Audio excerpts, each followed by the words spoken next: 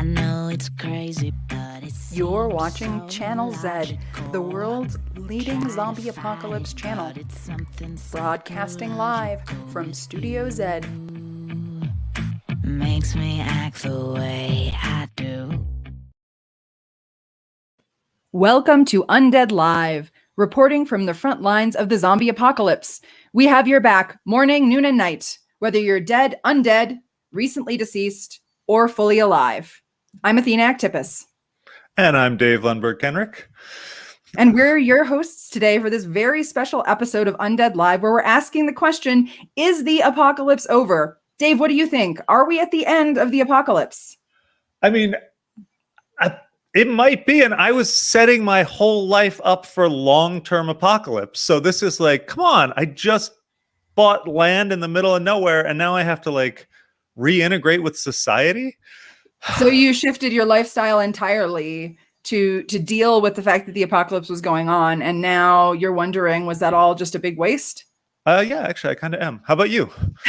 I mean, I also have shifted my life around because of the apocalypse. But I don't really think the apocalypse is over. I think I think it's changing. I think that some of the really dire aspects of it are perhaps we're past them, but we still have, I think, ongoing issues with the apocalypse, and also new issues that are coming up, and also other apocalyptic things that have been going on in the background all the time that we've kind of been ignoring. So anyway, I'm really, really interested to see what our guests today have to say about it, because we have a bunch of apocalypse experts from all different areas and walks of life who are going to share their thoughts with us today. All right, I can't wait. Should we start with I know we got a correspondence from the host of Go Bag Challenge, Emily Zarka, who's an expert in not just the apocalypse, but also what you should have with you in the case of apocalypse, right? What the contents of your Go Bag should be. So she sent us something, didn't she? Well, let's see what let's check. Everyone is asking if the apocalypse is over, but is it? Me, I'm heading out of the city to regroup and fortify. You know my motto, stay aware, stay prepared. The apocalypse is never over. We're just waiting for the next catastrophe to rear its ugly head.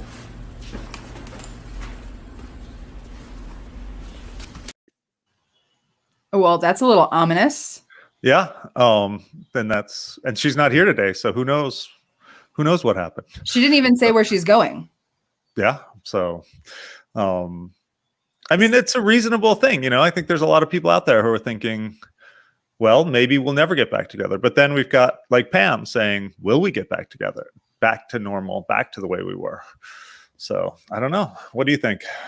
Yeah, I mean, I have to say that seeing Emily just like going with her Go Bag, that makes me wonder, like, is there other stuff going on that I don't know about right now?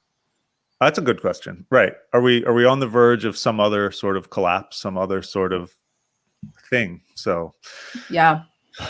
All right. Well, Dave, I think we maybe need a doctor's opinion. What do you think? Should we bring in Joe Alcock, aka Dr. Zed? Dr. Zed. Hey, Dr. Zed. How are you? Hi guys. It's so good to see you. Yeah. So great to see you. This conversation. Yeah. So tell us, what do you think? Is the apocalypse over, Dr. Zed? It's unclear, right? I'm kind of still here in my bunker. But I totally get Emily Zarka's impulse to get on the move, right? Many of us have been kind of cooped up for kind of a really long time. So I'm still here. This is my little studio / bunker in the foothills of the Sandia Mountains here in lovely New Mexico. But I get it. And in fact, I have ventured out, and I think I think things do seem different. They seem different now. I see way more people out and about. I see places that look halfway normal, almost like the before times that we talked about. So my medical opinion, listen, I'll tell you what, just looking around here, I'm glad I still have I'm prepared. I've got my splinting material. I've got my PPE. I've got my med kit. I've got my, all the gear I need to survive here. But I think what's really important is what we've been talking about, the knowledge, right? We've been all about imparting the knowledge, learning, dealing with the stress and the disasters that we all have to cope with. That's what's really going to, whether this is going away or not, that's what I'm going to take with me. So do you think it is now safe for people to go out and live their lives the way I they don't know. had? You know, for Emily and maybe me, wanting to, that impulse to stay in the bunker or to like find some new place to sequester ourselves. Maybe we'll end up being like those Japanese soldiers at the end of World War II that never understood that the war was over. But like I said, we've been ahead of the curve, and the question is, will we then be behind the curve if the world moves on? I don't know. Dr. Zed, we have a question from the audience. Carl O'Malley is asking, are we going to get to herd immunity or no? Oh, yeah. Well, with regard to the zombie virus that we've been dealing with, will we? I think we will, just by virtue of natural infection plus vaccination. That combination, we will eventually get there. I think, unless there's so many variants or mutations that allows, the main thing we've been worrying about recently is this coronavirus, right? So that has a lot of zombie-like characteristics, and the fact that it is able to mutate and in some ways make us unsick, as we've discussed before, in some ways perhaps even makes our cells undead. I was reading about that this morning. Dr. Zed, can you tell us a little bit more about this aspect of the novel coronavirus, the zombification elements? Okay, well, let me just tell you a couple of things. So one is that this virus has a way of course, it hijacks your cells. All viruses do that. They manipulate us. They make our cells do their bidding, right? And one of the things that they do is they can actually block sickness behavior. Sickness behavior is an arm of your immune system, and they make their living by blocking it, preventing it from happening. We don't act sick when we're infected early on with this novel coronavirus / zombie virus, and that is one of the reasons why it has been able to spread so effectively, because people don't act like they're sick. They are unsick, which I think is a great way of looking at it. The other interesting thing is they also prevent cell death. So in a way, they immortalize some of your cells, which is something that I think we haven't paid any attention to. But I was reading about that just today. Why did they do that? When you get sick, you want to shed those infected cells. Your immune system likes to kill off infected cells. They prevent that. So they prevent cell death, which makes me wonder, all right, this is me just kind of going off. What if you got infected with a virus that prevented your cells from dying and actually made you immortal? Would you take that trade-off? Maybe it's not so bad. Maybe if this apocalypse just keeps going on, maybe we'll all just have this infection and it will keep us alive longer than we otherwise would be. Now, this is pure speculation, not my normal Dr. Zed hat. It's not your medical advice. This is not my medical advice. I'm not advising going out and getting infected. Absolutely not. In fact, I am, as you know, a huge proponent of our vaccine. But just saying. So speaking of trade-offs, there's this question from Erica. Can you comment on the long haul aspects of this coronavirus? Yeah, let's bring in our other infectious disease expert, Jessica Brinkworth, so that we can hear from her as well. Jessica. Hi. Thanks, Jessica. for having me. Thank you for being here with us. Now, Jessica, you're both an anthropologist and an expert in all things infectious disease, and we would love to have your perspective here. Maybe we can start with this question from Erica about the long haul aspects of coronavirus, and tell us more broadly what are you thinking in terms of, is the apocalypse over? So to answer your last question first, no. And then I'll get on to the long haul part.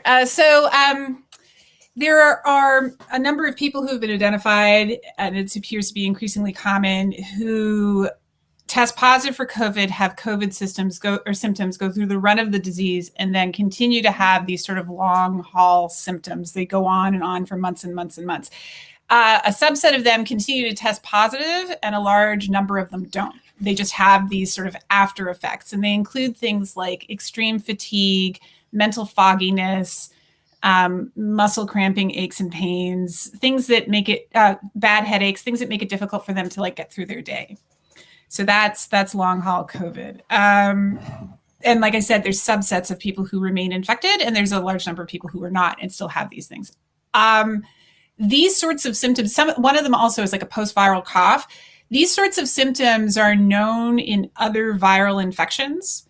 So they're not, but they've been kind of understudied. Like they're not particularly well understood or even examined. And so I think one possibility is that what we're looking at with long haul COVID for people who are testing negative but have these symptoms long term is that this is actually something that's common in post-viral infection. And we're going to have a better understanding by studying it of how, say, the long-term effects of influenza work out or the long-term effects of the common cold are as well. And so, Jessica, you said that your opinion of the moment is that the apocalypse is not over. Is that right? Yeah, no, it's not by a long shot. No. So, I just a moment ago said I thought we would achieve some kind of herd immunity in answer to Carlo O'Malley's question. So what do you think, Jessica? I think at minimum, and if we're only thinking about the United States and Canada, we're looking at a 5-year haul before anything like that might be possible. That's pretty brutal. Yeah, sorry. I don't want to be like totally like bring all of the misery, but I think that what we're looking, so at the moment, right, over 100, as of like Friday, over 103 million people are fully vaccinated in the US. So it's about 31.2% of the population. And then about 243 million are partially. For Moderna and Pfizer, partial vaccination confers maybe 50%. Like it's about 50% effective. So we've got a bit of a buffer, and you can see a trend of infections going down. But we're not the only population on the planet. And then on top of that, we're also dealing with the fact that beta coronaviruses do well and transmit very quickly among children. None of those people, that's about 50 million people in the US, they haven't been vaccinated, and we don't know when that's going to happen. And then the factor that we've talked about many times, which is that we don't know when a booster will be required. And then lastly, and that's if that's if all the COVID variants were to stay the same right now and never ever change, we're still looking probably at a booster based on dropping levels of B cell immunity that we've discussed a couple of times that are common with beta coronaviruses and infections. And then lastly, there are lots of variants that are ripping through the US, for example, right now, including one that's incredibly contagious, the one out of the UK, B117. Yeah. So I think that we're looking at, like, we're catching up. We've got this great, like, a friend of mine described this moonshot technology with these messenger RNA vaccines that allows us to pop a sequence in. And so we've got this flexible vaccine technology that's going to change things, but we're up against hesitancy, and we're up against anti-vaxxing. And then there's just reach, right? So we're in the middle of the first really aggressive rollout of vaccines. This is like vaccinating people in baseball stadiums. What's necessary now is to go into communities and try to get to people that need it, who are not necessarily documented, people who need it, who for a variety of other reasons can't get to where a vaccine might be. It means going out and trying to offer vaccinations to homeless people. I mean, this is like small, like molecular level work, right? So that's big task, no question. Big task. Yeah. Can I return to that 50% number you gave us? Which for the efficacy of the vaccine. Yeah. So I've heard 95%. So tell me about that. Fully vaccinated, the efficacy, which is the measurement of how effective something is in trial, is 94% for Pfizer, 96% for Moderna. I think they're exceptionally high. Like that's really high. But that's if you get 2 shots and you get them in the recommended like distance apart, right? Which for Pfizer is 21 days and for Moderna is 28 days. And that's how it was trialed. So effectiveness goes down in the real world outside in trial conditions. And what we know now coming in from real world conditions is that if you only get that 1 shot, you're not generating enough memory B cells to effectively remember the virus the second time that you might be exposed. So what that works out to when you consider all the people that get infected in between the 2 shots is roughly 50% effectiveness.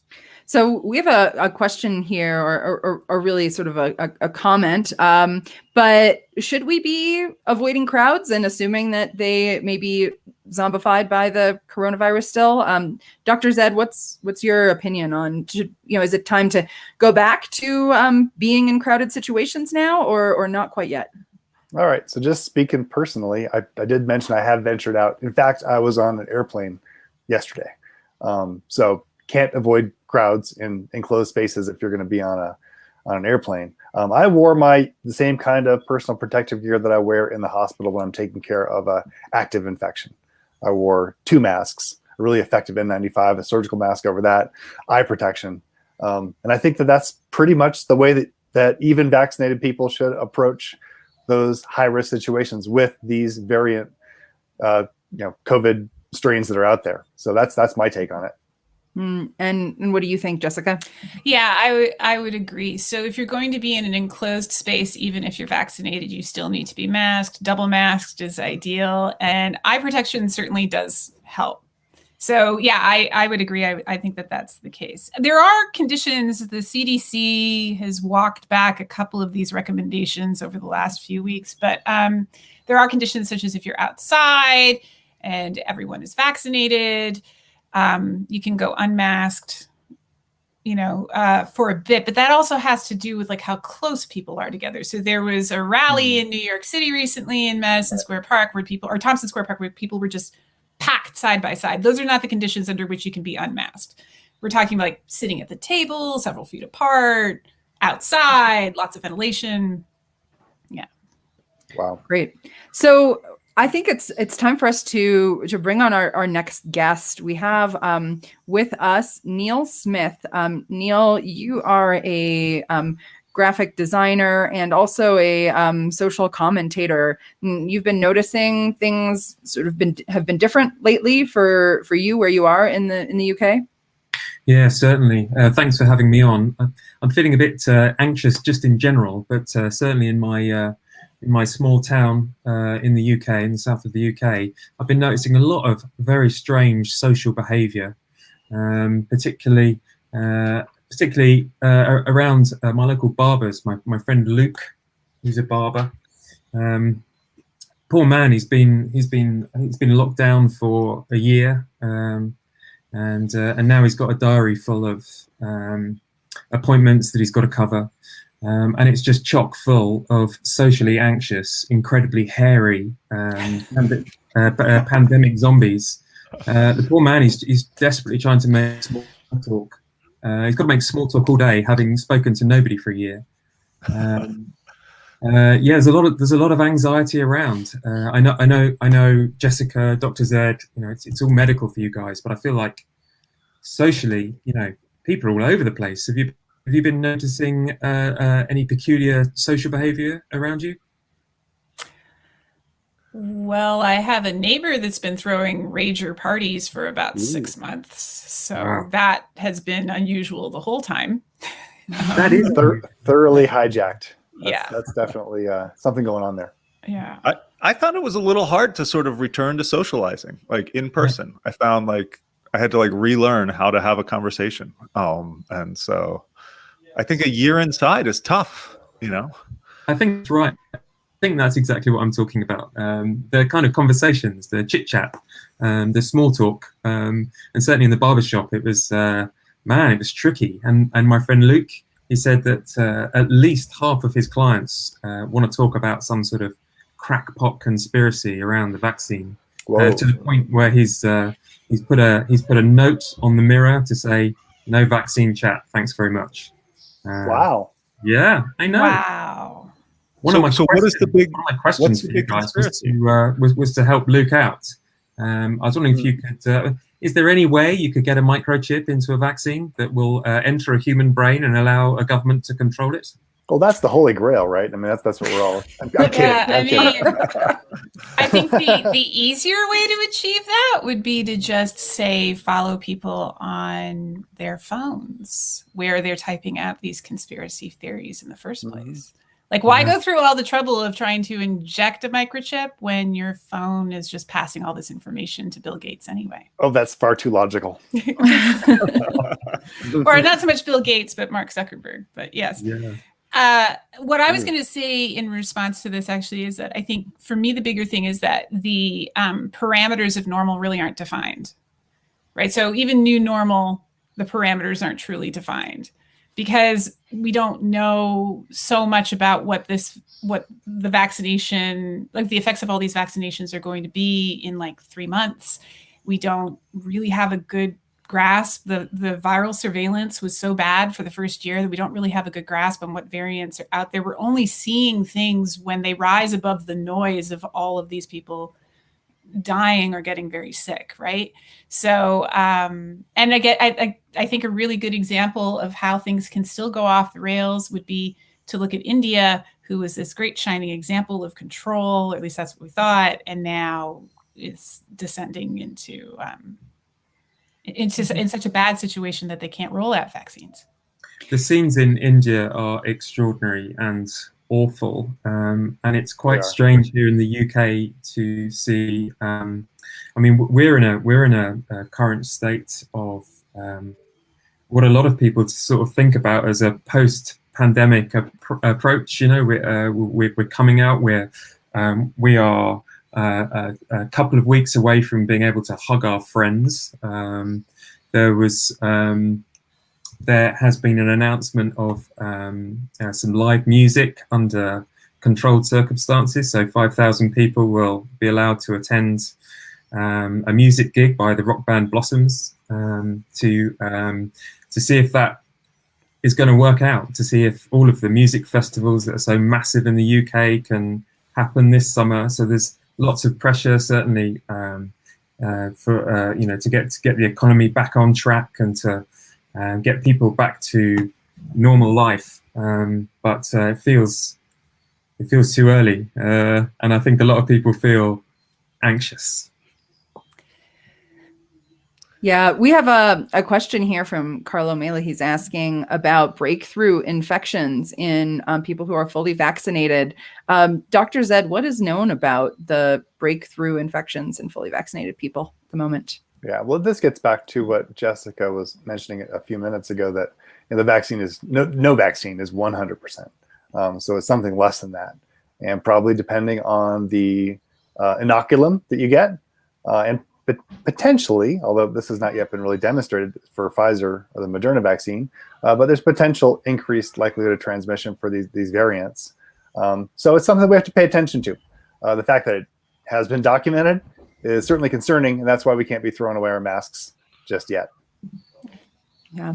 So some of this anxiety that Neil has been talking about is probably normal and functional, given the fact that the coronavirus apocalypse is, at least not 100% over.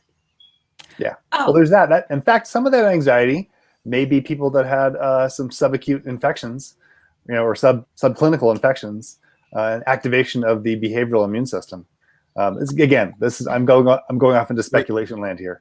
What is this? Can you go into this just to some long COVID could be a kind of prolonged activation of the immune system. There's a huge nexus, a huge connection between your immune system and your brain. Like the two things are totally linked. Your mood, your sociality, your anxiety level, depression level, and the opposite, the hypomania level. They could all be influenced by your infectious milieu, all right, including the after effects of a really bad virus like this one. Interesting. Now, has there been any sort of research into how a virus like this would it make people more social, less social? Do you know? Wow. I mean, it's a great question, right?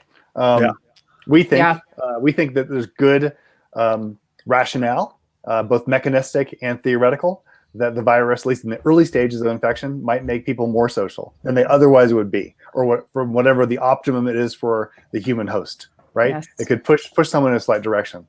We don't have concrete evidence that is true, but that's something that is worth looking into, and in fact is something that we are looking into. Yes, Dr. Zed and I currently have 2 studies going on to look at this question of whether the coronavirus may be manipulating our sociality, presumably to get us to spread it around more. Yeah.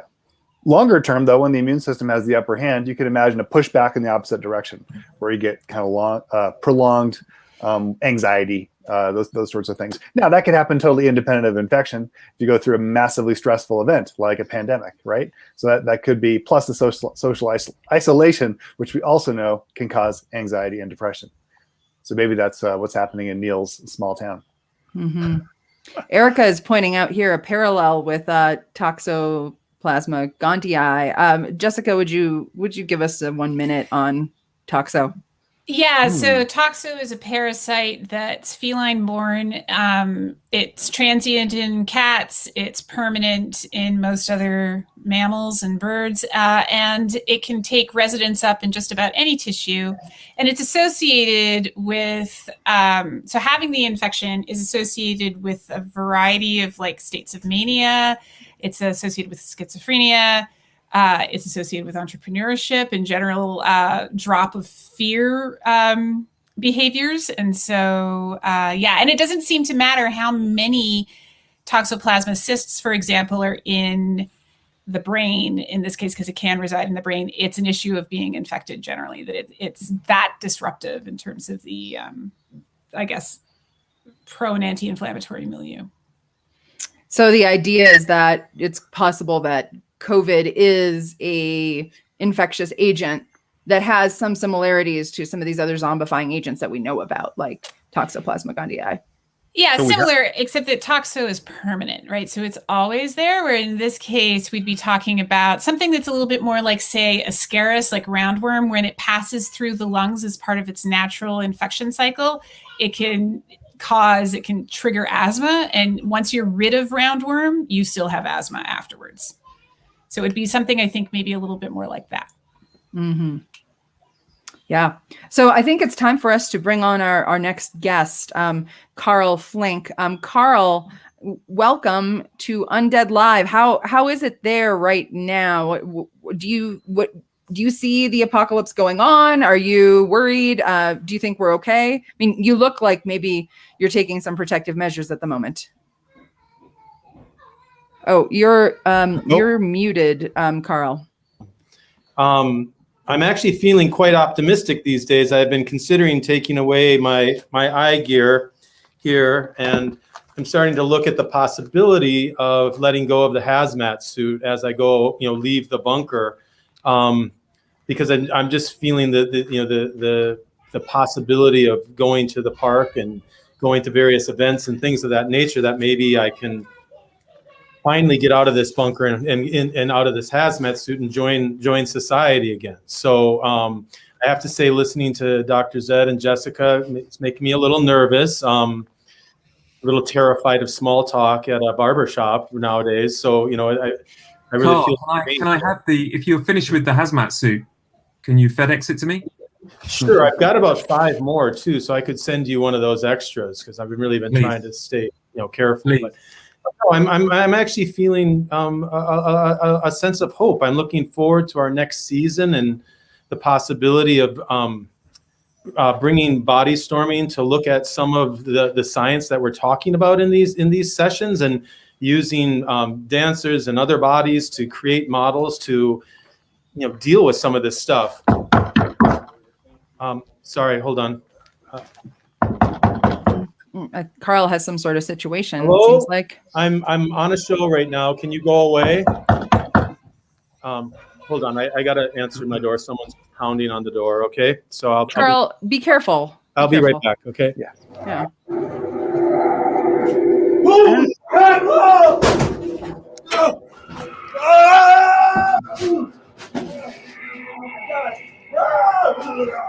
Are you okay, Carl?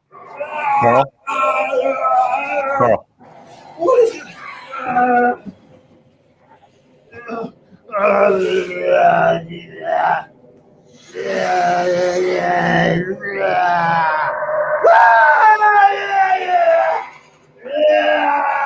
Carl? I'm really concerned.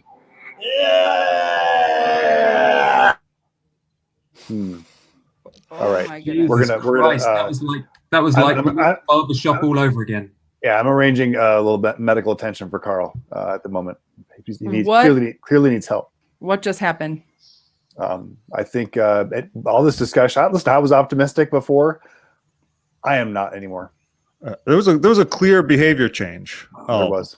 Whether it was brought on by some sort of infection, I don't know, but he definitely was.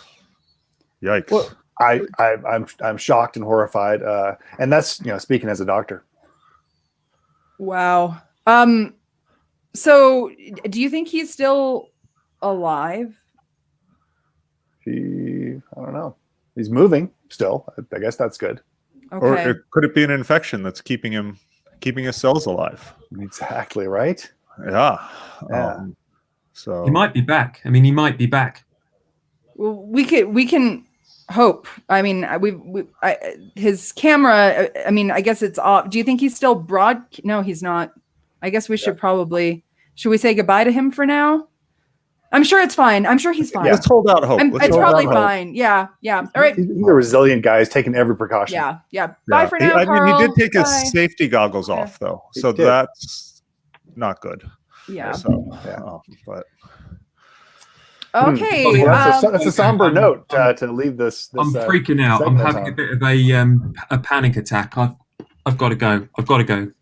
All right. Take care of yourself, Neil. Yeah. we Take care, also Neil. have this message from Liz saying, Carl, get out quick. This happened to me in Phoenix, and I'm on the run now, which is not good because I'm also in Phoenix. Right. And the question is this. What is this? Is that Right. why Liz couldn't be here? Because she was supposed to come and tell us what she thought. But I guess, Liz, maybe you can give us some more information about what's going on. We're concerned about you. Yes, we are. Yeah. Okay. I think it's probably going to be okay. I think he's probably fine. Liz is probably okay. Neil seems to be frozen. Okay. Bye, Neil. great. Bye. So, Okay. Bye, Neil. Yeah, I'm Yep. sure it's fine. Yeah. Okay. But I think we are in for the long haul. I'm more convinced than I was at the beginning of this conversation. Yeah. That's what So Dr. Zed, you began on sort of a positive note that we're sort of I was ending. getting ready to just to reemerge and do all the things. Who knows? And now I think we got it. Look, we have to take into consideration all of the information that we're getting, and we're getting some pretty concerning information on this call. I see. So Dr. Zed, what advice would you leave us with before we have our next guest come join us as well? The last piece of advice is you can't be too careful. Can I just suggest one possibility? I do know Neil was talking openly about the conspiracies and about the mind chips, and then Carl heard about that, and then we lost Carl and we lost Neil. Maybe Yeah. I don't know. Maybe virus. they said too much. So Yeah. Again, we're not It's a lot talking of about options. vaccines here. We're talking about a different sort of thing. Yeah, I agree. yeah. So Okay. Jessica. Yeah, it What do doesn't you- look good, right? Okay. Yeah, I stick to my point earlier where I'm saying that I think that we have even more evidence that we're in this for a long haul. Yeah. Yep. Okay. Let's bring. It has been quite a season, though. I mean, we've been through a lot together, and we've supported each other, and this has been, I think, we've learned a lot. No question about it. Yeah. Yep. I think Okay. we just got to keep on going. Yep. Yeah. And keep on exploring. Dr. Zed, are you going to stay put now, or are you on the run a little bit? I think it's time for me to go. So Yeah? I'm going to pack up here. Okay. All right. Well, I hope that you have a great trip, and we'll see you back in the fall. Yes. Absolutely. Yep. Okay. All right. See you then. Okay. See you later, Dr. Zed. Let's bring on Pam Winfrey. Now, Pam, you have a very unique perspective on this, kind of being at the intersection of science and art, and really, really engaging with real life, at least in the before times. But things have been quite different for you. So, what's your perspective? Are we still in the apocalypse? Is the apocalypse over or not? Well, I'm personally terrified. I can tell you that. That was all of that stuff was really scaring me. I was doing some research about disaster management, and there's this thing called Swiss cheese. It's like you have a hunk of cheese, and there's a lot of holes, and after a while, it just feels like there's just more holes than there are cheese, and you get this cascade. And I feel like we might be cascading a little bit. I know this seems kind of small, but I can't find any coffee anywhere. And I mean, like nowhere. And I was in the middle of this research project for a feature-length film that I'm doing, and it turns out that coffee is a signature plant for climate change. And so at the higher elevations, they're suffering this thing called rust, which is actually, I was researching about it and I was, having fun thinking about it. And then I went to the store to go get coffee. I mean, I have this terrible headache right now. I can't tell you. And there's no coffee. And I just wanted to find out if that's just been my experience. Have you guys noticed anything like this, or is this, what's going on? So I don't drink coffee, but I, as you guys know, I was trying to build my shelter. Lumber prices skyrocketed. They're like 4 times higher than they were. And so there's a lot of natural resources that are just really hard to get these days. So is that because of climate change, or is that because of everybody wants to build, or why is that? I don't know. That's a good question. And I haven't looked into that, but I just know that it's gone up. And I think some of it is right, that woodworking is sort of a thing you can do at home, building stuff. I think just in general, this has been a thing. Real estate has still been going strong, but whichever way you look at it, if we run out of trees, that's not good, right? That's its own little apocalypse. And so, well, you better hope that you're not like a contractor or a builder, and you also need coffee. I mean, then that's really bad. Yeah. That's true. Neil says it can make me anxious. Yeah, I'm on 4, so I'm almost there with you. Yeah. So Pam, I'm not so much a coffee drinker, but I did have some coffee the other day, and it didn't taste right. I wonder if maybe it wasn't really coffee. Maybe it was some sort of coffee substitute that they were trying to pass off as coffee. Ooh, that's a terrifying idea. But that could be because, the shelves are cleared. It's like the toilet paper run, right? All of a sudden, everybody's like going, oh, there's no coffee. And I know climate change is this funny thing because it's just kind of abstract, but I think we might have to worry about that as well. Yeah. I also noticed for a long time, sometimes ice cream, different, real high quality chocolate ice cream can be a little hard to find. So I feel like there are different food products like that, especially natural based food products that require specific natural ingredients. They're getting pricier and they're getting harder to find. And it's also pointing up to me about addiction. I am so addicted to coffee. And I'm wondering how many people are, facing a lot of addictions during these times. Certainly people are drinking more. Yeah. My caffeine intake it's probably doubled, so yeah, that's, I feel like we need another perspective from a coffee drinker. Erica, would you join us and tell us, have you noticed any change in coffee availability? Is this something that is a genuine phenomenon? I mean, climate change and the growing apocalypse with that is going to have to remake the way that we are involved with a lot of the food. So it might be time to switch over to roasting cacao or to cut it with some chicory. This has happened before in the past, and it's going to happen again if we keep up and we don't address that. Break my heart. I know. It seems so small. It's such a small thing, but it is a symptom of a larger issue, I would say.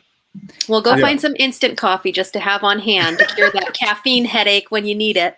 And then you can keep looking for your roasted beans to indulge. I'm a coffee snob is the problem, Erica. I'm a total coffee snob. That'd be like drinking sawdust or something. Well, your splitting headache disagrees with this. The palate needs to expand for this. Chocolate would be probably a good thing. That's smart. Yeah.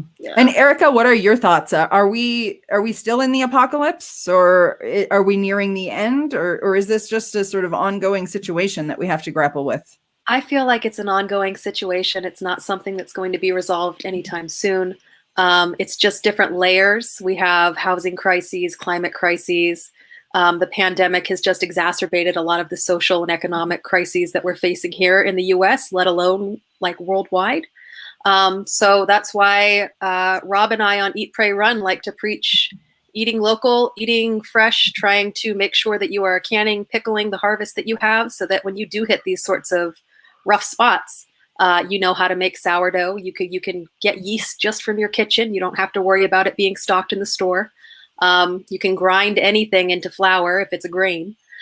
So all it takes is a bit of perseverance, and you can weather an apocalypse pretty well. I haven't felt it too hard here. Got a fully stocked pantry and a lot of skills to help acquire the things that I need. Minus the coffee. Have to go out for that still. Could we grow our own coffee here in Arizona? I don't think the climate's right. It's pretty dry here. Hot? Yeah, it's a bummer. I mean, you could try it in a greenhouse on your property. Sure. Once you get that apocalyptic house up and running. All right. Yeah. So Erica, it sounds kind of like you're saying that, you know, the apocalypse is not so much something to be afraid of, but just really it's an opportunity to kind of switch our lifestyles a little bit into a lifestyle where we're taking care of our own needs a little bit more, so we're not as dependent on all the infrastructure that can get challenged in case of an apocalypse. Be Absolutely. prepared, right? Yeah. Be prepared. We're a really adaptable species. And I feel like this past year and a half has demonstrated just how we can function under adversity. So be prepared. You learned to bake sourdough the past year and a half. Don't stop doing that. Keep doing that. Hold on to those skills and teach others so that when this happens again, you're there as someone who can help. So Erica, what was maybe the one or two things that you were able to do during this apocalypse that really helped you get through in terms of skills? So for me, the sourdough, we had on one of our episodes a couple of master bakers who chatted a bit about grinding your own flour, so kind of expanding the resources that you have on hand. Trying to figure out what yeast is in your kitchen versus other places. You have a really interesting biome in your own kitchen to create yeast and sourdough that is really specific just to you. So what I would be eating here is way different than someone on the East Coast in terms of the organisms, perhaps. And then also fermenting everything, extending the life cycle of things so that you're decomposing in a controlled manner. You're making things tangy and delicious. And lasting longer. And then, yeah, just learning to can and these sorts of lost things that we've taken for granted since we could just go to the grocery store to pick things up really easily. When that no longer became an option, it was kind of an interesting experiment to try and do those on your own. Yeah, distribution of foods, I would imagine, could become an issue pretty quickly. Things breaking down. Yeah. So Erica, for you, this last year of apocalypse has maybe not been as big of a deal as it might have been for other people. I mean, I'm still concerned with everyone in my social circle and what's happening outside, but I'm also trying to make sure that those who are close to me are as well taken care of and can have some of the luxuries in life that I can create on my own instead of having to outsource everything. So yeah.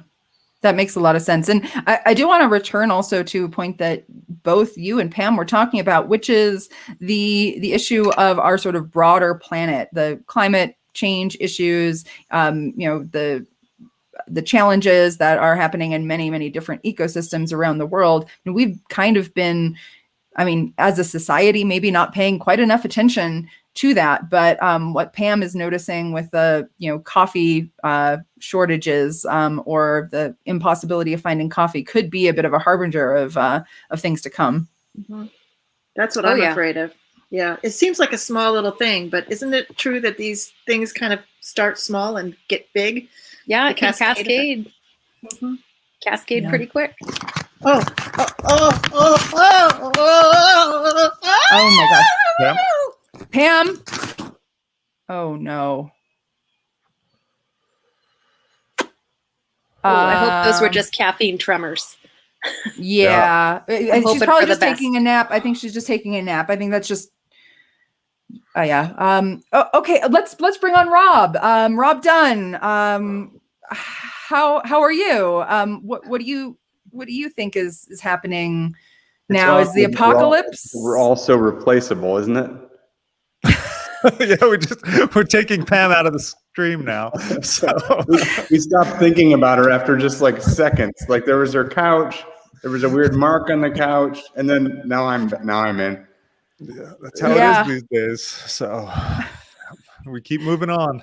Yeah, I think she'll be fine. I think Dr. Zed is gonna go and check and make sure that both her and Carl are all right. So we can just, the show must go on. The show must go on. And someone else will check on her. So we'll Yeah. just keep doing our thing.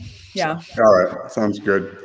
So what Well, do you think, I was- Rob? I was thinking about what I've been thinking about in pandemic time, apocalypse time. And one of the things I've gotten really interested in is watching crows. And one of the things that people who study crows have learned is that birds with big brains like crows tend to evolve and tend to thrive in conditions that are variable from year to year. And so they use their big brains to buffer the hard times. And so they get by the hard times through thinking, through planning, through storing. And at the same time, I've been looking at institutions like my university, other universities. And in looking at the crow, there's this one model of dealing with uncertainty, and the apocalypse is this model of knowing hard times will come and how do you be ready for the hard times. But when you study institutions, what the people who study institutions contend is that institutions tend to do the opposite. They tend to become really good at doing the thing they do and inertial in doing it. They're sort of specialists on bureaucracy, specialists on what they've always done. And so I've become really concerned about how do we take our institutions, whether it's our governments, our universities, our businesses, and teach them how to be like a crow. And what would it look like if our city governments were more crow-like, if they knew hard times were coming and they were ready for them? And I think one of the reasons that we don't is that it's expensive. It's expensive to worry about hard times during good times. And to stock up on all those shiny objects that you need to activate those. The shiny objects.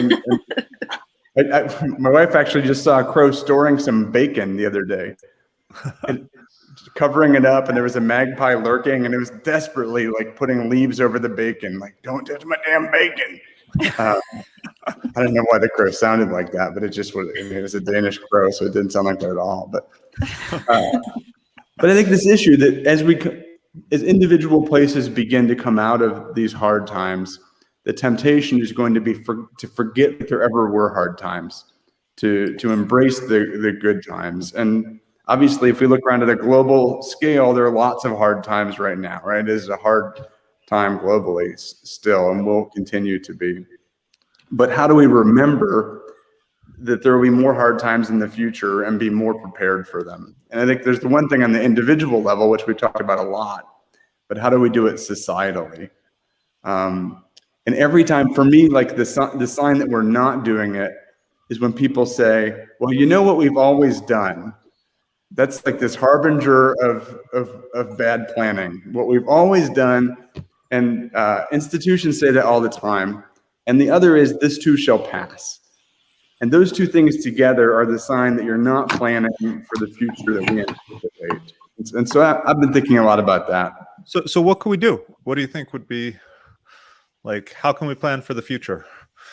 Well, I think institutionally, one of the ways to plan for the future is to recognize what parts of your institution are perfected in light of the conditions of the past.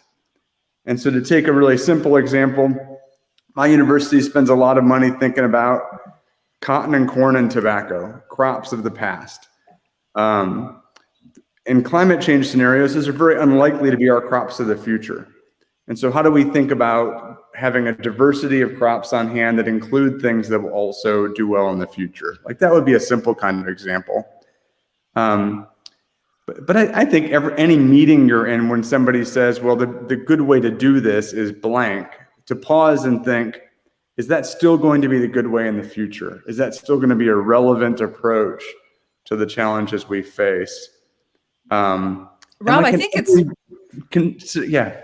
it's really hard for people to get out of the mindset of going back to normal, right? I think that, like, so many of us have so much invested in the, structures that were, and it's hard to kind of say, okay, well, maybe these things aren't relevant anymore, and maybe we do need to let go of some of that and try to put something new together that's going to make more sense given what we know now.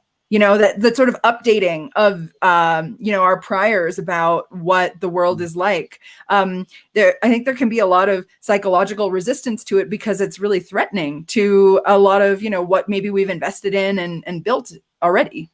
Athena, can you talk about what you mean by priors? Yeah. So, if I think, well, the chance of a, global pandemic is minuscule, I don't have to worry about it, which is, I think, where most of us were before the pandemic. Once we have, things open up again, even sort of, with still a pandemic situation going on, are people saying, oh, okay, well, now that the, COVID pandemic is coming to a close, the chance of a future pandemic is still really small? Or are we saying, well, no, actually, if we look at things objectively, we can see that it's quite likely that in our lifetimes there will be another global pandemic. And, can we wrap our heads around that and actually, change our institutions and, alter the way that we're, behaving in the medium and long term to take that into account? Or is it just feel too threatening, like to give up on the idea that we could just go back to normal? Yeah, I think that's a good way to frame it. And I think too, like there are emerging threats we already know about that we could plan for today, like mosquito-borne pathogens in the southeastern U.S. Like we will have dengue, we're going to have malaria again,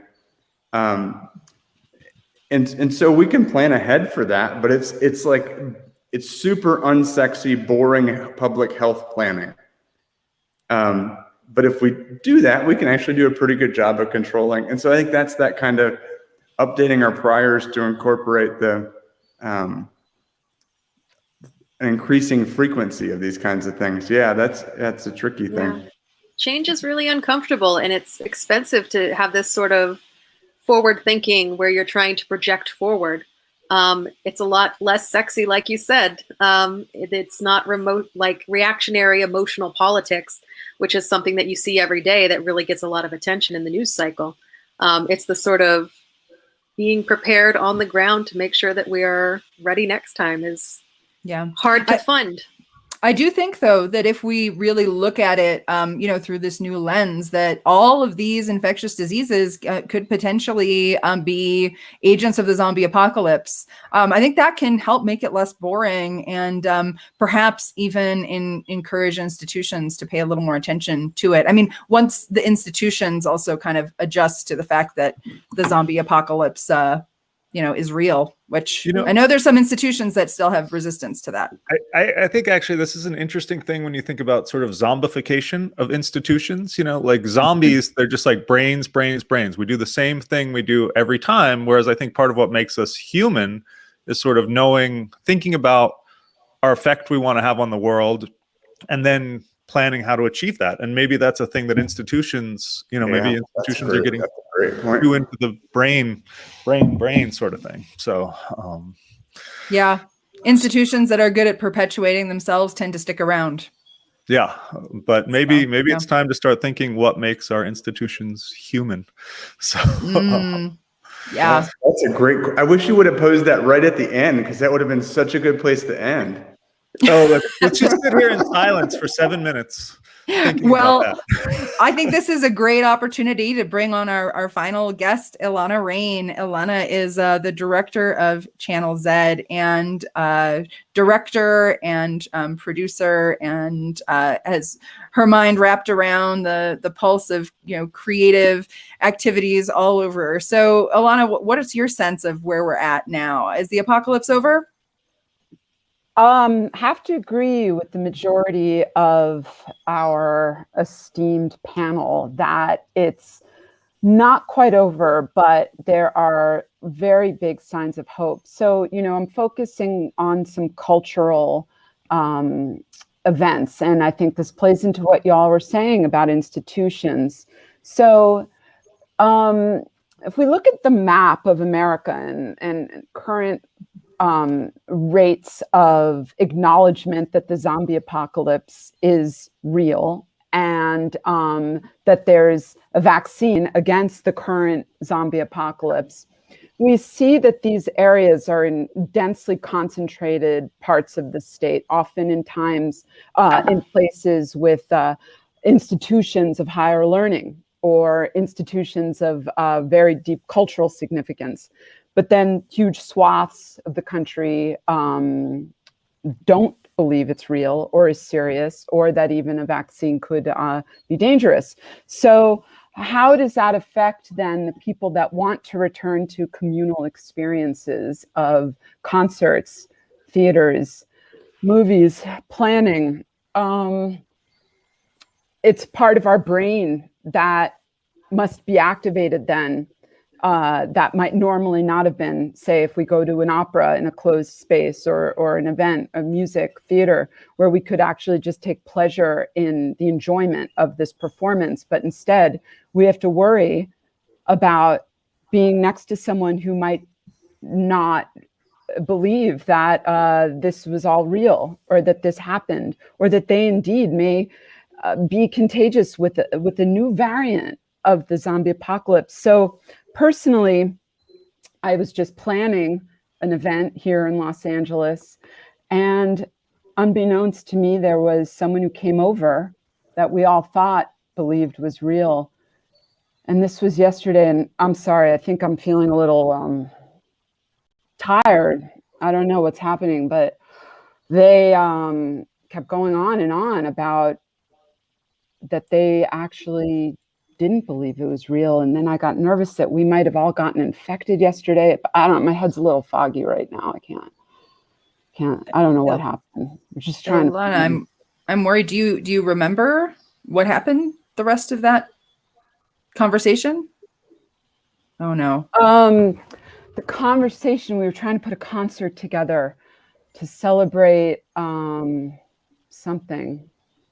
I mean, it's important we all gather as a team, right? But I don't know. My husband, he's on the floor right now. He was part of the meeting. I'm not sure. Ilana, maybe you should. Oh no. Ilana.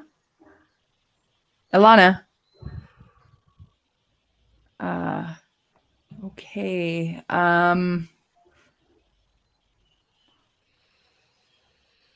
Shall we talk amongst ourselves? I think there's a way. Yeah, maybe we can carry on. Can we carry on?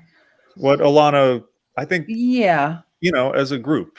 Yeah, I think she was saying that, it's important for us to consider how we're going to gather for cultural events as we move forward now.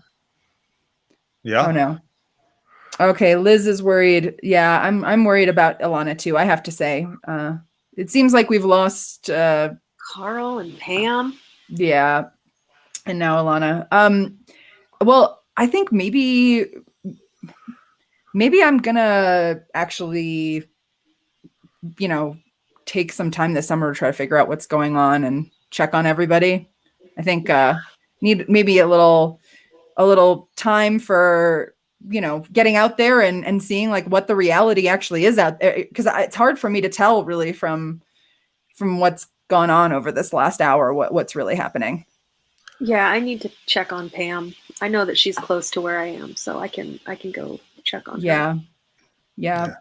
All I right. think it's so easy to think, well, we're okay, so the people who aren't here, they're probably fine too. But yeah, thinking about all the people who aren't doing so well.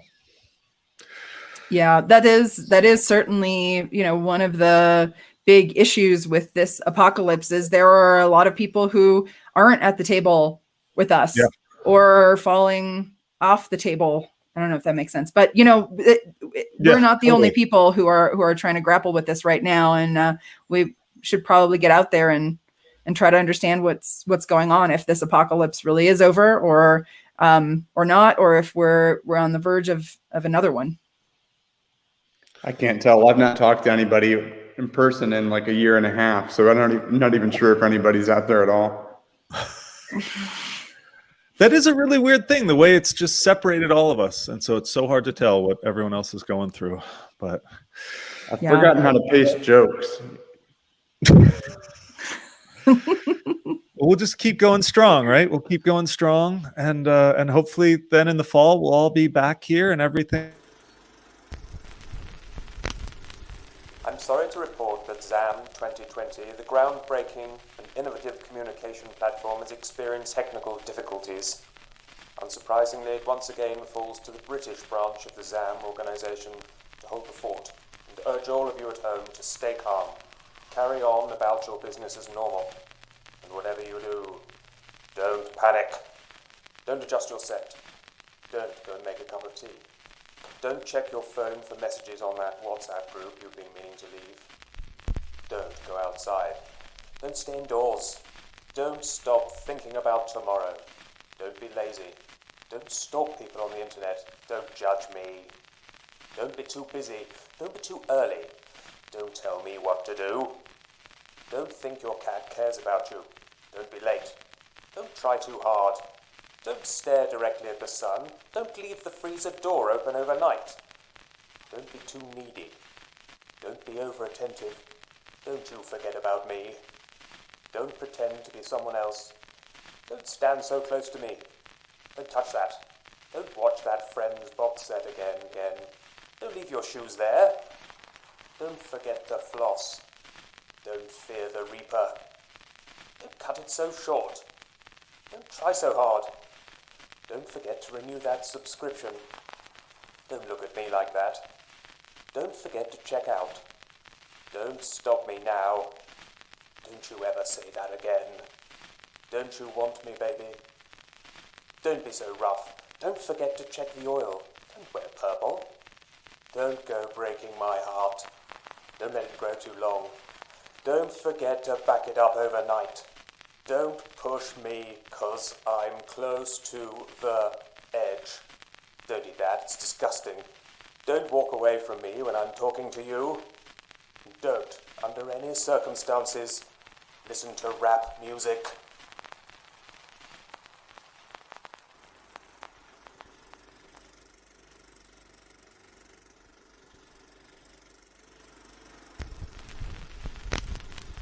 I'm sorry to report that ZAM 2020, the ground